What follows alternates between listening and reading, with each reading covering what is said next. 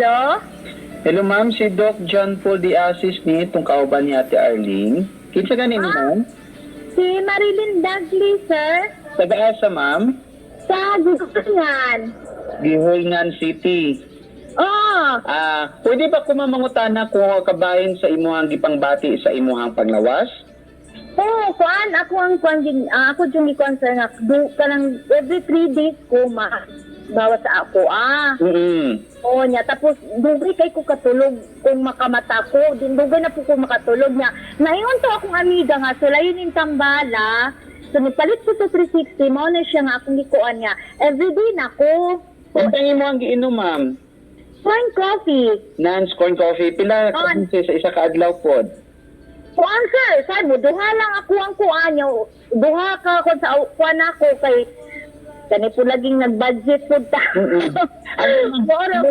Ka days, weeks, or bulan na ba ni mo nabatsyagan katong constipation na every 3 days ka makabawas? Dugay na ba? Kuan, mga 1 week ko, o pag inom dyan wala pa ko kakuan, di ba nga 3 days ato, naginahinay na siya nga murag, okay na akong kuan sa kanang, okay na hanggang pag-ariya, dili na gani kayo nga balaw patag itong anak. Pero ka ng pagsugod niya, ma'am, katong nabatsyagan ni mo na tigdugay na ka makabawas, kanusagin ni mo siya nabantayan?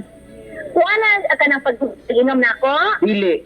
Katong wala pa na nakainom kumbaga ba, mga pila na to siya, ka-days na ba, or weeks na ba, or bulan na ba siya, ni mo na... Bulan! Pila na siya, nakabulan ka pen? Oo nga, magkuan ko, nag-antos ko nga, ayang ariya.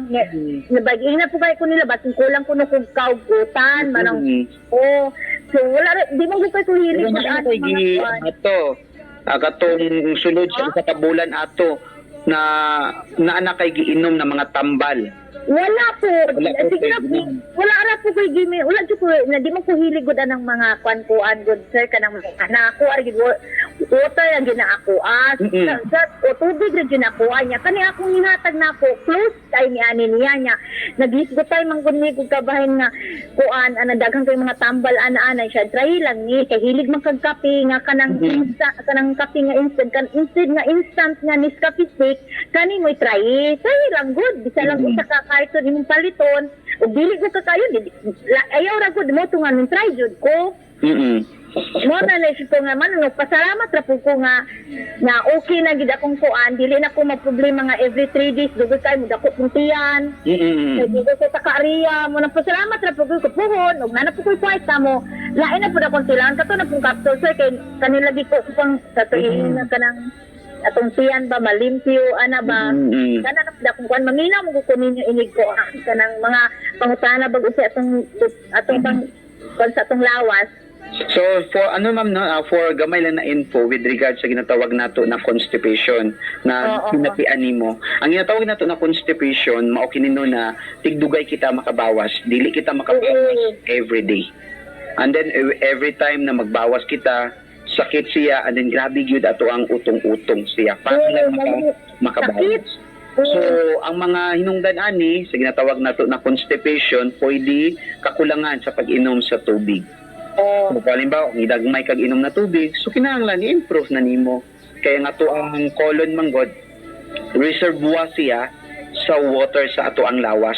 So kung kulang ang ato ang lawas og tubig, ang una niya nakuhaan na water ang ato ang dako na tinai.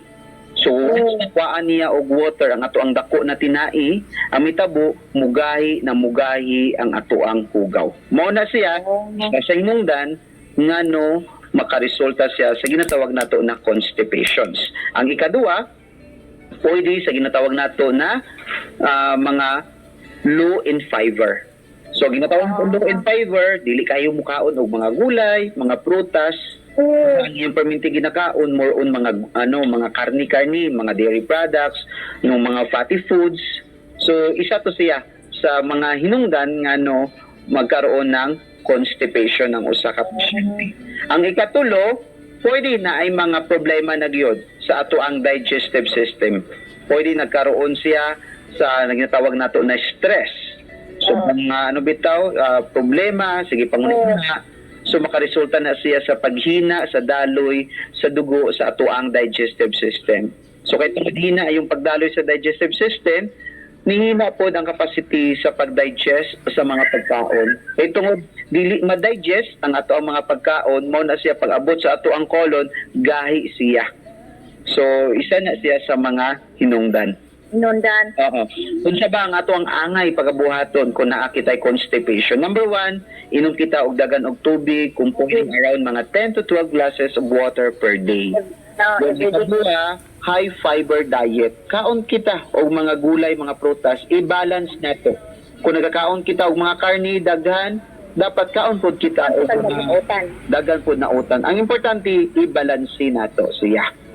Ikatulo, kung naagid problema sa ato ang digestion, nihina yung blood flow, nihina ang pagtunaw sa atong mga pagkaon, so naa kitay mga tambal, mga herbal na ikahatag para mo limpyo, mo cleanse sa sulod sa iyahang digestive system.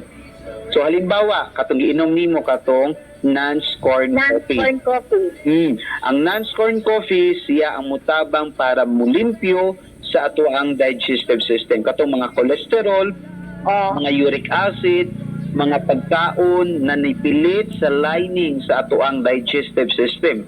Labi na yung mga preservative, na katumay na yung mga food coloring, so mupilit siya. Ang mga mga fatty foods, mupilit man na siya. So by taking non-scorn coffee, bungkagon to niya, ipahumok to niya, and then ipabalik niya sa the regular normal ang imuhang pagbawas. So dako kayo ikatabang sa mga pasyente yung non-scorn coffee kung ikaw ana ay problema sa constipation. Then sometimes ang nagkakaroon ng constipation, magkaroon ng komplikasyon. Halimbawa, dali mamuypoy, hawoy ang lawas, and then maglabad ang ulo, and then ang uban, sa ilahang katulog, nagkakaroon ng insomnia. Ang ato ang buhaton na sa daan na kinahanglan i-cleansing ang iyahang dugo. So mo to siya na pwede na to sabayan sa non-serva capsule, pwede imnon 3 times a day, then UID pod 3 times a day pod ang pag-inom. Hantod mo balik ang normal o maayo na pagbawas sa usa ka pasyente. And then ma'am, base na akay gusto na ikahatag na mga mensahe sa ato ang mga listener karon na naapoy problema susama kanimo like constipation para makatabang pod sa ilahan na masolusyonan ang ilahang gipangbati sa ilahang pangawas. Akong i-solteron. Ay imong mensahe para sa mga listener. Salamat po sa non-scorn coffee kay ako ang pagbawas everyday na ya, tapos normal na pod akong pagkuan katulog, may na akong tulog. Ug pasalamat dito sa non-scorn coffee. God bless. Okay ma'am, dagan kayong salamat ma'am sa imong paghatag og panahon ug higayon para pag-share sa imong testimony ug hopefully na kini makahatag og kadasig sa ato ang uban pod ng mga listener.